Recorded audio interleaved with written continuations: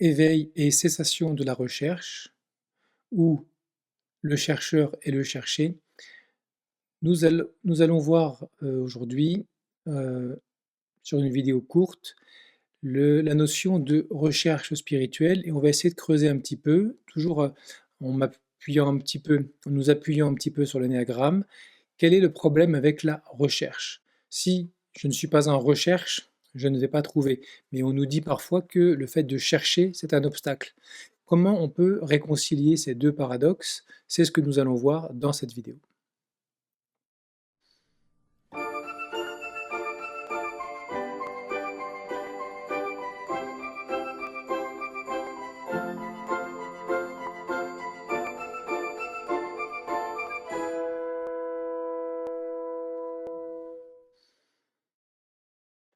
Alors bonjour à toutes et à tous. N'ayant pas le temps de faire des vidéos plus longues en ce moment, puisque je travaille toujours sur la formation qu'on m'a demandé, que j'ai promise, que je peaufine et que je finalise.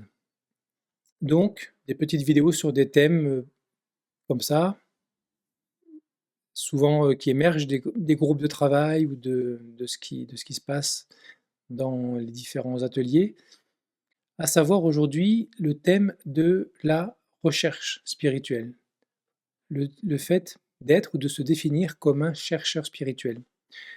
Nous verrons que la recherche n'est pas un obstacle seulement pour les gens qui sont en quête d'éveil intérieur, en quête d'eux-mêmes. C'est évident que si je suis en quête de moi-même et que je me mets à la recherche, quelque part, je risque de m'éloigner de ce que je cherche. En même temps, si je ne cherche pas, je vais rester dans mes schémas ordinaires, je vais être satisfait de mes schémas ordinaires, mais je passe à côté de la splendeur de mon être et toutes ces qualités qui ne demandent qu'à fleurir. C'est toujours, je l'ai déjà raconté, la parabole du fils prodigue. Dans l'évangile, je vais la transformer un petit peu, mais on nous parle de ce père qui avait des terres, qui élevait des moutons, qui avait deux fils. Les deux fils travaillaient avec lui. La vie suivait son cours, tout se passait bien, des moments hauts, des moments bas, comme tout le monde, mais l'un des deux fils rêve de partir. Il ne se satisfait pas de ce qu'il a ici. Il a tout ce qu'il lui faut, mais il ne s'en satisfait pas. Il éprouve une forme d'insatisfaction. Il se dit qu'il existe peut-être quelque chose d'autre, qu'il lui faut parcourir le monde pour trouver ce quelque chose à quoi il aspire. Alors il demande à son père de lui donner sa part d'héritage. Son père accepte, il vend une partie de ses biens, de ses moutons, de son troupeau, et il donne à son fils la moitié de l'héritage. Le frère est un peu en colère parce que lui, il va devoir rester, lui va devoir travailler plus dur, mais c'est la décision du père et il ne remet pas en question. Le fils part avec son argent et vit une vie faste. Il est très heureux, il voyage jusqu'aux confins du monde, il dépense son argent ici et là. Petit à petit, ses réserves commencent à s'amenuiser, il ne se rend pas compte, et puis il finit aux confins du monde connu à utiliser sa dernière pièce pour manger, et il se retrouve sans aucune fortune, sans aucun sou. Il arrive à se faire embaucher pour travailler chez des gens, mais il travaille très dur, simplement pour pouvoir être logé de manière assez rustique et être nourri de manière assez spartiate, donc frugale. Et donc il vit cette vie où il travaille très dur et il a le strict minimum, et puis commence à revenir à sa mémoire. Il avait oublié d'où il venait, il avait oublié l'endroit, son père, son frère, sa famille, les moutons, les terres, et des choses commencent à lui revenir à la surface. Les moutons, les terres, s'occuper des moutons avec son frère, son père, sa mère. Et il commence à éprouver une nostalgie. Il commence à se dire que finalement, il était mieux chez son père, là où les serviteurs étaient bien mieux traités que lui, ici, là où il se trouvait. Alors il commence à économiser un maximum de nourriture et à anticiper son voyage. Et puis vient le jour où il décide de partir et il fait le chemin inverse, beaucoup plus difficile puisqu'il n'a pas d'argent. L'aller était très facile, il avait de l'argent, il mangeait où il voulait, il dormait où il voulait, il faisait ce qu'il voulait. Là, le retour est beaucoup plus éprouvant, beaucoup plus difficile, beaucoup plus long. Mais il finit par arriver chez lui et en arrivant chez lui, les serviteurs le reconnaissent, ils vont prévenir le père. Le père exulte, le père est heureux et il demande à ce qu'on tue l'agneau le plus gras et qu'on organise une grande fête pour fêter le retour de son fils. Le fils prodigue, le fils qui a dépensé tout l'héritage, le fils qui est parti, qui a abandonné la maison, son père, son frère, qui a abandonné toute la famille et qui est parti aux confins du monde, mais qui est revenu. Le frère, qui était resté, apprend que son frère est revenu, que le fils prodigue est revenu et que non seulement le père est ravi, mais en plus il va tuer son agneau le plus gras et il va organiser une grande fête pour son fils. Le frère est très en colère et là il s'en ouvre à son père. Comment ça, tu organises une fête? Il a dilapidé la moitié de ta fortune, tu lui as tout donné, il a tout gaspillé, il revient euh, parce qu'il n'a pas réussi à faire quoi que ce soit dans le monde qu'il voulait visiter, et il revient, le dos courbé, et toi, tu tues l'agneau le plus gras, tu fais une grande fête. Moi, je suis resté, j'ai travaillé 2 fois plus dur pour la même ration, pour le même salaire. Jamais tu ne m'as donné un agneau ou de la boisson pour festoyer avec mes amis. Et là, tu organises une fête. Et le frère est jaloux et en colère. Le père lui dit: «Mon fils que voici était perdu, il est retrouvé, mon fils était mort, il est ressuscité». Tout ça pour parler de ce voyage de l'essence, de l'être que nous sommes qui s'incarne. C'est le fils prodigue qui va à la rencontre du monde au risque de se perdre, et certains d'entre nous commencent peut-être à se rappeler d'un espace, d'une forme de conscience dont on porte la mémoire, dont on porte une forme de vague souvenir, parfois sous forme de nostalgie ou d'aspiration à autre chose. Et donc certains d'entre nous décident de faire le chemin du retour, d'entrer dans cette quête de nous-mêmes. Parce qu'en fait, dans cette incarnation, il est facile de dire que nous cherchons ce que nous sommes et que le chercheur est le cherché. Quelque part, c'est vrai, mais nous nous sommes tellement éloignés de nous-mêmes sans nous en rendre compte. Ce fils prodigue qui est parti, il a fait le choix. Nous avons oublié ce choix et nous nous sommes plongés dans l'illusion, dans les délices de ce monde, dans les responsabilités, dans l'avidité, dans la recherche de richesse, de reconnaissance, d'amour, le fait de bâtir une famille, etc. Nous nous sommes éloignés complètement de nous. Et donc, le fait d'entamer cette marche en arrière, c'est vraiment l'exemple d'un âne qui a une carotte et qui est convaincu que cette carotte va lui apporter une plénitude. Donc il avance, mais la carotte recule. Il avance, et la carotte recule. Et il est convaincu qu'il va finir par attraper cette carotte. De temps en temps, il arrive à en croquer un petit bout, mais la carotte lui échappe. Parce que la carotte est attachée sur lui, et plus il avance, plus la carotte avance. Donc, en ce sens, la recherche qui est nécessaire peut devenir une impasse. Pourquoi? J'ai déjà expliqué que, dans la formation en tout cas, je pars du fait que le neuf, dit-on, est le prototype de tous les types. On dit la mère de tous les types. J'ai trouvé cette assertion la première fois, je crois, chez Sandra Maitri, Les 9 visages de l'âme, qui disait que le neuf était la mère de tous les types et qui expliquait assez brièvement comment ça pouvait se manifester, notamment dans les sous-types. En réalité, ça fait des années que je creuse et je ne cesse d'être surpris en voyant qu'effectivement, de tous les angles desquels dont on peut prendre l'énéagramme, le 9 est toujours le prototype de tous les types. Les mécanismes de défense des types sont liés au type 9. Les compulsions des types sont liées au type 9. Les évitements des types sont liés au type 9. La structure de chaque type est liée au type 9. Et donc le type 9 est bien placé en haut de la figure. Ça n'est pas un hasard. Les autres types sont tous les uns face aux autres. Et d'ailleurs, si on les additionne, on arrive toujours au chiffre 9, parce que les types se résorbent dans le 9. Le 9 a tendance à se voir un peu partout et beaucoup de personnes d'autres types ont tendance à se voir d'abord dans le type 9 parce que nous portons tous le type 9. Et donc, ce qu'on appelle l'énéagramme des pièges d'illusion, qu'est-ce que c'est?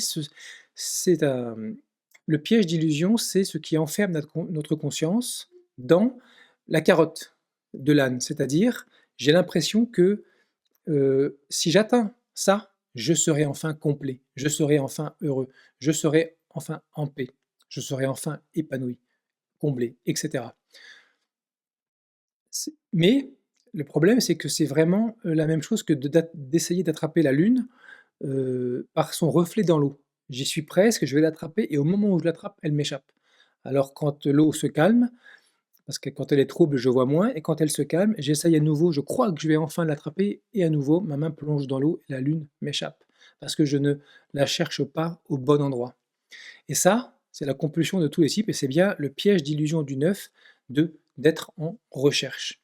Le problème, c'est que ça ne concerne pas que les personnes qui sont en quête, qui sont engagées dans une quête spirituelle, ça concerne tout le monde. Chacun d'entre nous, que l'on soit intéressé par la spiritualité, par l'énéagramme, ou pas du tout, que l'on cherche simplement à réaliser cette compulsion dans sa vie, nous sommes en quête, nous sommes à la recherche de quelque chose. Le 1, par exemple, est en recherche de perfection. Il a l'impression que s'il arrivait à maintenir, à toucher et à maintenir cette perfection, il serait enfin apaisé. Le 2 est en recherche de liberté, le 3 d'efficacité, etc. Le but n'est pas de décortiquer. C'est ce que j'ai fait dans la formation, ça prend du temps. Mais si on comprend chacun des types, on comprend d'autant mieux chacun des types si on analyse, si on arrive à repérer en quoi ils sont la singularisation du type 9. Ça nous donne une vision de l'énagramme beaucoup plus dynamique et plus profonde. Donc, le problème, c'est que si je ne mets pas en recherche, c'est que je suis comme le fils qui reste à la maison, satisfait de ce que j'ai et je n'aspire pas à autre chose et je ne risque pas de retrouver cette autre chose que j'ai perdue et que simplement j'ai bien oublié et dont rien ne peut me raviver le souvenir. Alors que si je suis dans une forme d'insatisfaction, que je sens qu'il existe autre chose, c'est comme le fils prodigue, je vais partir en quête. Et quand je vais m'éloigner tellement, tellement de moi jusqu'au bout, je vais être obligé de revenir. C'est le but de la recherche spirituelle, de la recherche intérieure. Mais chaque personne, qu'elle soit en quête spirituelle ou pas, est en quête de cet objet interne, la perfection, l'idéalisme, l'authenticité, la tranquillité, peu importe. Et ça, on le décrit dans la formation pour tous les types, quels sont ces mécanismes, ces compulsions, ces objets dont chaque type est en quête, en pensant que ça va amener une forme de complétude. Je peux être un 3 et avoir envie de réussir, et je ne suis pas du tout dans la spiritualité, je ne remets pas du tout en question le mode de fonctionnement habituel, mais je suis quand même compulsivement en quête de quelque chose. Quel que soit mon type, quelle que soit ma structure, je suis en quête de quelque chose. En quoi Pourquoi parle-t-on de cessation de la recherche ou du fait que le chercheur est le cherché? En réalité, lorsque lorsque je ne suis pas dans une quête spirituelle, je suis en recherche et je pense que je vais obtenir ces compensations dans le monde extérieur. Quand je comprends que le monde extérieur ne m'amènera pas ces compensations, je me tourne vers le monde intérieur. Mais je risque de devenir ensuite un chercheur, le point 9, d'objets internes que j'essaye de saisir, la tranquillité, le bien-être, la détente, la performance, la sécurité. Là aussi, ça dépend des types. En quête de cet objet interne que je vais essayer de trouver et de maintenir. Une expérience spirituelle. J'ai vécu un contact avec quelque chose de plus profond et j'essaie absolument de le retenir, de le retrouver. Je suis en quête d'objets internes. Et c'est là où la recherche devient un obstacle. Pourquoi? Parce qu'elle m'oblige constamment à m'éloigner de moi-même pour faire advenir un autre moi-même que celui qui est là, ici et maintenant, et elle m'oblige constamment à fuir le présent, soit dans une fuite en avant vers l'avenir, soit vers un vagabondage de mon esprit qui n'est pas attentif, qui n'est pas là, qui n'habite pas ce corps, ces sensations, ces émotions, ces pensées. Mon esprit fuit. Mais aussi, même quand j'essaye de méditer, de revenir vers l'intériorité, dans une forme de résistance à ce que je vis ici et maintenant.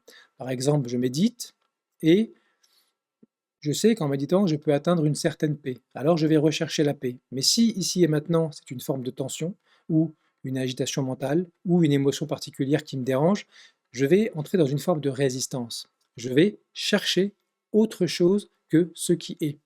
Donc la cessation de la recherche n'est pas la fin du travail sur soi. Il y a un moment de bascule dans lequel toute recherche s'effondre. Mais le travail continue. Il continue pour lui-même. C'est-à-dire que je n'entre pas dans un exercice, par exemple une pratique, pour obtenir un résultat dans 10 ans ou là, tout de suite, dans une seconde. Par exemple, une tension, détendre la tension, une émotion particulière, comment je peux apaiser cette émotion et la remplacer par une émotion que j'estime agréable, une pensée qui me taraude ou mon esprit qui ne cesse de s'échapper dans des pensées et que je n'arrive pas à maintenir sur le présent, sur le ici et maintenant, ce sont des phénomènes qui traversent ma conscience et la problématique de tout le monde, c'est que je cherche autre chose que ce qui est. Et quand j'obtiens quelque chose, je sens une forme de satisfaction, de complétude, et puis, quelque temps après, je perds, je n'arrive pas à retrouver cette tranquillité, cette paix, cette joie. Et je me dis, si c'est parce que j'ai perdu cette joie, et si j'arrivais à la retrouver, je me sentirais complet. Je ne me suis senti complet que parce que j'étais en parfait alignement avec l'expérience. J'étais tendu vers un objectif, la joie. Lorsqu'il ne se présente pas, je ne suis pas apaisé, je ne suis pas comblé. Et lorsque cet objet de ma quête apparaît, je me sens comblé. Et puis cet objet disparaît, parce que c'est un objet, c'est un phénomène qui traverse ma conscience, et rien n'est fait pour durer, tout est fait pour être en perpétuel mouvement, c'est la figure interne de l'énéagramme. Mais dans ce moment où la réalité correspondait à mes attentes, j'éprouvais un sentiment de complétude, de tranquillité, je pouvais me détendre en moi-même. Mais en réalité, je peux obtenir cette même complétude quels que soient les objets internes qui me traversent. Si je m'assois sur ma chaise et que j'observe simplement ce qui est là, ici et maintenant, je n'ai rien à faire advenir. J'ai juste à prendre contact, à observer ce qui se passe dans mon monde intérieur, mes sensations, mes émotions et ressentis, les pensées qui me traversent. Est-ce que j'éprouve un calme mental ou une agitation? Je n'ai pas besoin de modifier. C'est ce besoin compulsif de chercher quelque chose qui crée un obstacle. Mais lorsque je suis en recherche, je vais créer des frictions, je vais contacter des obstacles en moi, je vais réveiller des zones de l'inconscient. Mais j'ai besoin d'aligner ce que je veux quelque part et ce qui est. Soit en faisant des efforts énormes pour obtenir cet objet interne, pour agir sur ce qui est, soit simplement dans la détente ici et maintenant d'un assentiment total. C'est la discipline stoïcienne dont j'ai déjà parlé, la discipline de l'assentiment. On retrouve aussi dans l'Adhyatma Yoga de Swami Prajnapada cette notion d'assentiment, ce que nous appelons autoriser ou accueillir. Est-ce que je peux ici et maintenant accueillir inconditionnellement mon état intérieur, ce qui se passe à l'extérieur, un bruit? Si le bruit est accueilli, il ne me dérange pas. S'il me dérange, est-ce que je peux accueillir cette sensation, ce sentiment d'être dérangé? Est-ce que c'est de l'irritation? Est-ce que c'est une forme de colère? Est-ce que c'est une frustration? Est-ce que c'est de la considération intérieure? Pourquoi mon voisin fait du bruit? Il sait qu'à cette heure-là, je suis couché ou je médite, il ne devrait pas faire du bruit. Je prends ça personnellement. C'est pas grave, mais est-ce que je peux juste observer et quelque part dire OK, OK, oui, un oui absolu à ce qui est ici et maintenant. Si je fais ça et que j'arrive à voir qu'en réalité je suis dans une tension, je suis toujours dans une forme de tension pour un résultat. Je cherche une détente. Là, j'ai pas réussi. Combien de fois j'entends, j'ai pas réussi à faire l'exercice parce que j'avais une tension, parce que j'avais une émotion. Il n'y a rien à réussir. Il n'y a strictement rien à réussir. Si j'ai réussi à obtenir un résultat, en fait, j'ai perdu. Si je n'ai pas réussi à obtenir la paix, mais que je suis dans l'acceptation inconditionnelle de cette non-paix, de cette irritation, de cette tension, et que je la laisse, je l'autorise en moi, je la laisse exister pleinement en moi, j'ai réussi. Et en réalité, c'est d'une simplicité évidente, c'est d'une simplicité enfantine. Juste être avec, être oui, être un espace d'accueil pour ce qui me traverse ici et maintenant. J'ai une tension dans l'épaule, est-ce que je peux juste connecter avec cette tension dans l'épaule et autoriser, voire explorer? il y a une émotion qui me traverse ou des pensées qui ruminent ce qu'on m'a dit. Est-ce que je peux juste prendre contact avec ces pensées ou cette émotion et observer ce mouvement? Quelque part, je dois chercher sans chercher. C'est-à-dire que le but n'est pas d'abandonner toute recherche. J'entends souvent des gens qui considèrent que la recherche, notamment dans la non-dualité, que la recherche est un obstacle, mais c'est un obstacle sur lequel je peux m'appuyer pour avancer. Si j'abandonne l'obstacle, je fais demi-tour, je suis entouré par un mur, et à un moment donné, si je veux passer au-delà du mur, je vais me confronter à ce mur. Je vais me confronter à un obstacle, mais je peux me cogner dans l'obstacle ou alors je peux m'appuyer sur l'obstacle. Toute tension, toute émotion, toute pensée, toute résistance interne est un obstacle sur lequel je peux m'appuyer juste pour être avec. C'est cultiver la vigilance, cultiver la présence, c'est chercher à s'installer en soi-même, dans ses émotions, ses ressentis, ses sensations, ses pensées, mais sans attendre un éventuel résultat, sans chercher à obtenir un résultat du fait de revenir vers soi-même. Je ne reviens pas vers moi-même pour me sentir mieux, pour chercher un bien-être, pour dissoudre une émotion qui m'agace. Je reviens vers moi-même juste pour revenir vers moi-même. C'est cette notion de chercher quelque chose ou de se rendre disponible. C'est la grande différence. En fait, le travail est une question travail intérieur. Je parle vraiment du travail intérieur et non pas un travail de développement personnel. Le travail intérieur, c'est une notion d'espace. Quelle est la différence entre ma conscience réelle et ma conscience ordinaire, enfermée dans un ego? C'est une question d'espace. Ma conscience est vaste, elle est une vastitude, elle est un espace qui n'a pas réellement de frontières mais qui a un centre.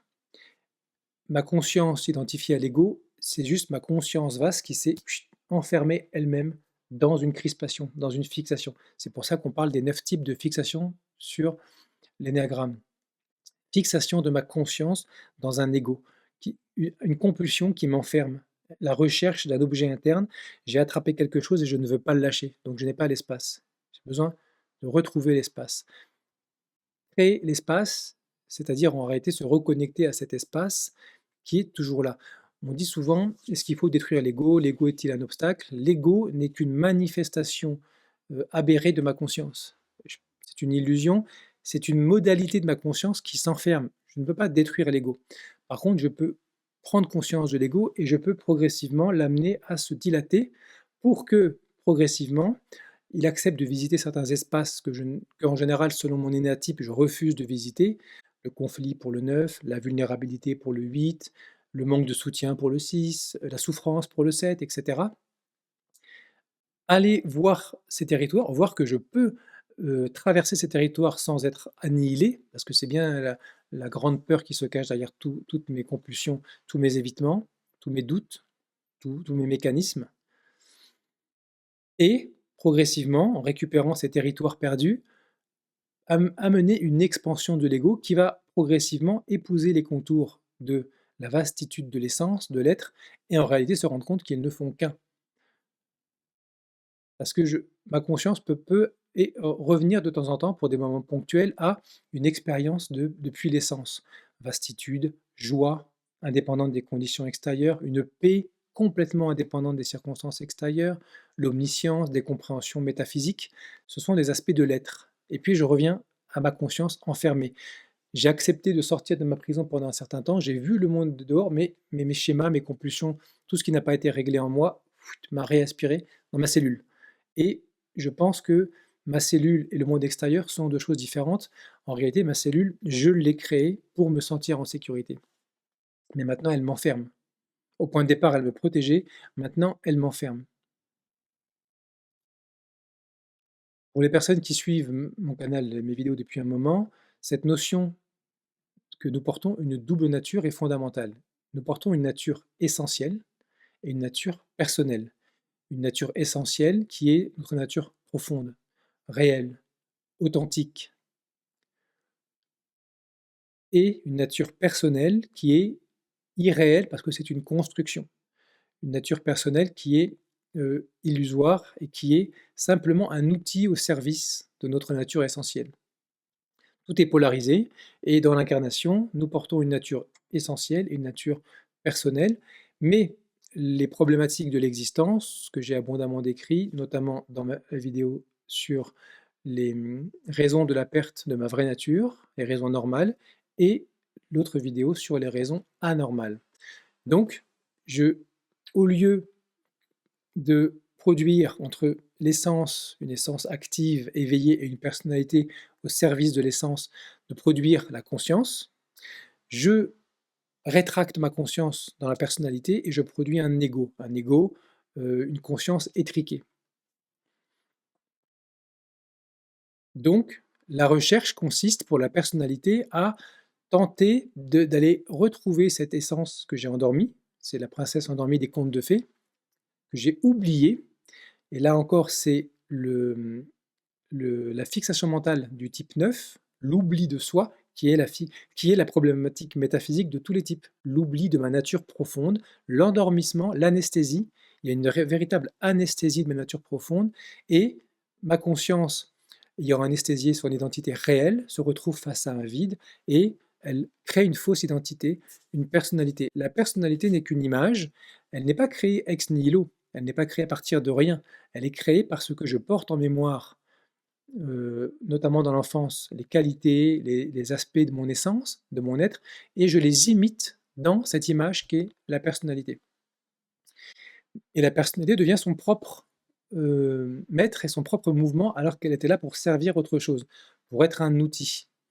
C'est un outil qui est parti, qui devait être au service de l'artisan, mais qui a été dérobé par un usurpateur et qui sert pour des mauvaises choses et d'une mauvaise manière. Donc l'objectif pour cette personnalité, c'est de retrouver le véritable artisan, le maître intérieur, et de pouvoir progressivement se mettre à son service. Et en retour, la personnalité va se retrouver complètement harmonisée. Ses passions de l'âme, ses souffrances, ses douleurs vont se transformer en vertu. Ses fixations mentales vont se transformer en perception objective de la réalité depuis l'essence. Et ces objets qu'on idéalise et qu'on recherche constamment vont laisser place à leur origine. Ces objets sont des imitations que j'ai créées dans mon esprit et que j'essaie de retrouver dans mon fonctionnement. Mais ils existent à l'état originel à l'intérieur. Donc tout ce mouvement de retour vers du fils prodigue à la maison, ce sentiment ce besoin de retournement, de conversion. La vraie conversion, c'est retourner l'attention et habiter à nouveau cette demeure qui est la mienne. Va harmoniser complètement ma personnalité. La personnalité n'est pas un problème en soi. Son fonctionnement est disharmonieux, mais ça n'est qu'un symptôme. Ce n'est pas en agissant, par exemple, par le biais du développement personnel sur la personnalité que je vais régler les choses. Elle n'est qu'un symptôme. Son dysfonctionnement n'est qu'un symptôme. C'est plutôt en revenant. Pourquoi elle fonctionne comme ça? C'est à cause de la perte de l'essence. La perte de l'essence, c'est la cause, c'est le mal. Et la disharmonie, la souffrance, les compulsions, les schémas, ce sont les symptômes, ce sont les conséquences. J'ai besoin d'aller travailler sur la racine du mal, qui est cette coupure de ma conscience avec sa vraie nature. Et donc, à partir du moment où cette essence se réveille et reprend sa place, les symptômes vont progressivement disparaître. Alors dit comme ça a l'air facile. C'est un travail de très longue haleine parce que tout un tas de résistances internes, de mécanismes de défense, de peur, jusqu'à ce noyau dur qu'on appelle la peur originelle, tout cela nous empêche de faire ce chemin pourtant si évident, si simple. Donc nous avons besoin d'être en recherche pour se rendre compte progressivement que ce que nous cherchons était déjà là, mais je n'étais pas paramétré pour le voir. J'ai créé une image de moi et ma conscience est programmée pour ne voir que ce qui colle à cette image de moi que j'ai créée. Tout le reste, je ne peux pas le voir. C'est comme si j'avais des œillères qui m'empêchaient de voir ce qui se trouve ici. C'est juste là, mais je ne peux pas le voir. Ou un filtre, des voiles. Donc j'ai besoin progressivement d'ôter ces voiles. Et c'est en ça que la recherche est nécessaire, pour ôter ces voiles qui m'empêchent de voir ce que ma conscience, ce qui a été interdit à ma conscience. Tout ce qui a été interdit à ma conscience. L'essence est là, mon être est là, ma vraie nature est là tout le temps, mais je ne peux pas la reconnaître. Donc à force de me tromper et de croire que: «Ah ça y est, j'ai trouvé, c'est ça ma vraie nature», parce que je goûte un des fruits, la joie, la perfection sacrée, la paix, la sérénité, l'équanimité et puis ça m'est enlevé. Parce que je suis toujours en l'attention fixée sur des objets internes que je peux nommer, que je peux définir, que je peux m'approprier, mais tout ce que je peux voir n'est pas moi. C'est un fruit de ces retrouvailles avec soi-même, mais ça n'est qu'un fruit et tant que je suis fixé sur le fruit, je ne vois pas d'où il provient et je vais le perdre de toute façon. Parce que pendant un moment, j'étais aligné avec cet espace qui est moi, qui est mon vrai moi, et j'ai pu laisser émerger des fruits. Et puis d'un seul coup, je plonge sur le fruit et je perds l'espace parce que mon attention se focalise. Ma conscience se focalise sur le fruit. Elle, au lieu d'habiter simplement cet espace, elle va se focaliser pour saisir le fruit. C'est peut-être une des manières dont on peut voir le fruit de la connaissance, le fruit de l'arbre de la connaissance. Je veux connaître, je veux saisir, je veux quelque part m'attribuer et posséder et garder ce, cet objet interne que j'ai touché. Mais c'est en voulant le saisir que je quitte l'espace qui m'a permis de faire, de voir ce fruit émerger. Le but, n'est pas de s'empêcher de goûter ces fruits. Ces fruits vont émerger, plus je serai dans cet état de réceptivité, de disponibilité, plus les fruits vont émerger, mais pas comme quelque chose que je vais essayer de garder, jalousement, de d'attraper, de posséder, de saisir. Juste quelque chose qui émerge et si c'est là, c'est bien, si ça disparaît, c'est bien aussi. Là encore, cette compulsion à chercher pour obtenir quelque chose devient un piège. Elle est nécessaire, mais en même temps, elle peut devenir un piège. J'ai besoin, c'est quelque part proche du karma yoga, l'action sans se préoccuper des fruits de l'action. C'est-à-dire revenir dans cette disponibilité à qui je suis, ce que je suis en profondeur, et puis si les fruits émergent, savourer les fruits, mais si ne pas être dans l'attente d'un fruit. En plus, en étant dans l'attente d'un fruit particulier, je me coupe des autres fruits, des autres aspects de l'essence.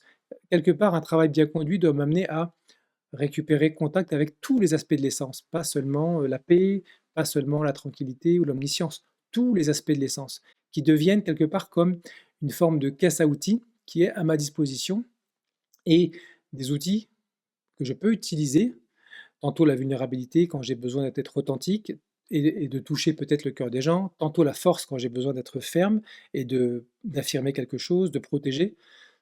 Mais c'est pas moi qui décide de quel outil. Ce sont les circonstances et les besoins du moment qui, dans l'intelligence de l'instant et dans l'intelligence de l'être, vont mettre à ma disposition ces outils.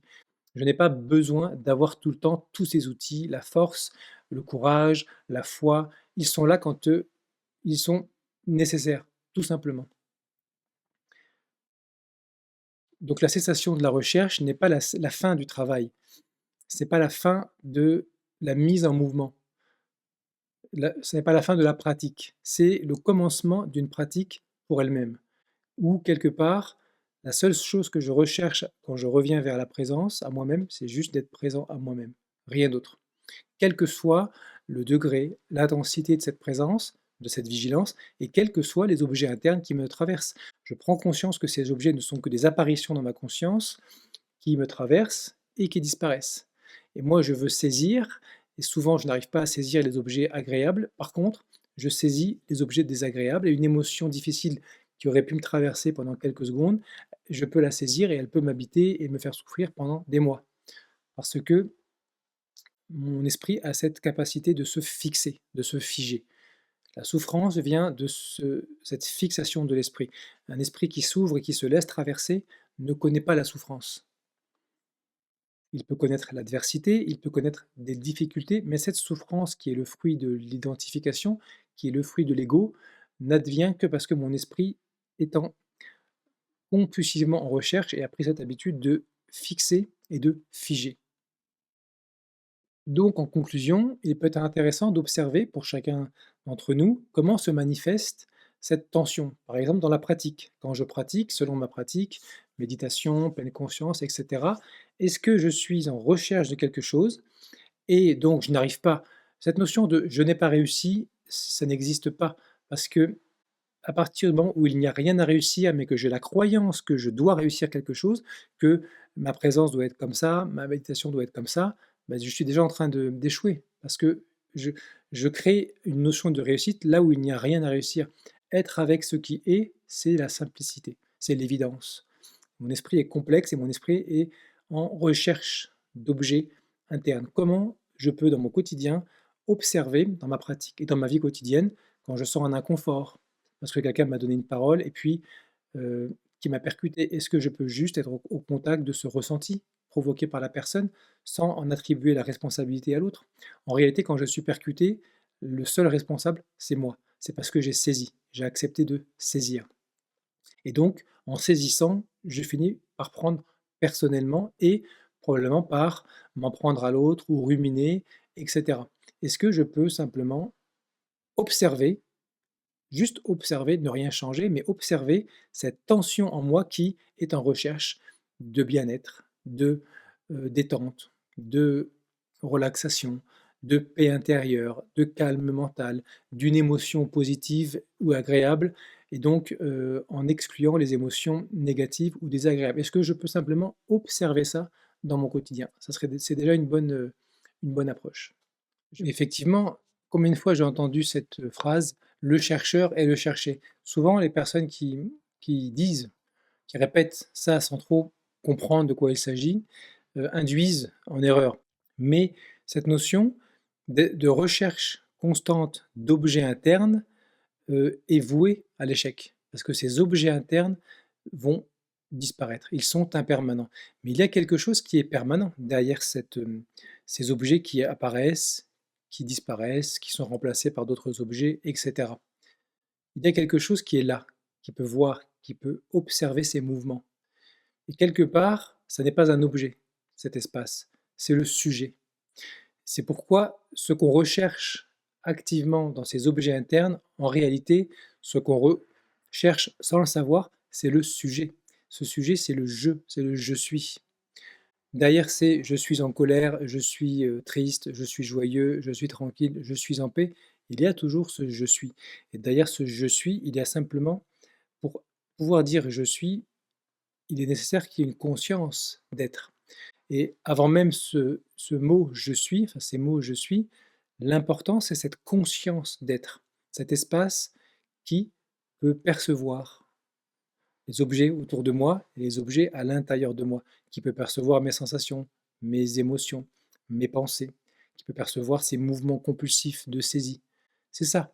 C'est ça qu'on veut dire quand on dit le chercheur et le chercher. Celui qui cherche, c'est celui qui est cherché. C'est le sujet. Le sujet est en recherche d'objets jusqu'à ce qu'il se rende compte que ces objets sont des illusions, ils sont impermanents, ils passent et ils disparaissent, alors que ce qui perçoit ces objets qui apparaissent, qui passent et qui disparaissent, ça c'est le sujet et ça c'est permanent. Je vous souhaite une bonne fin de journée.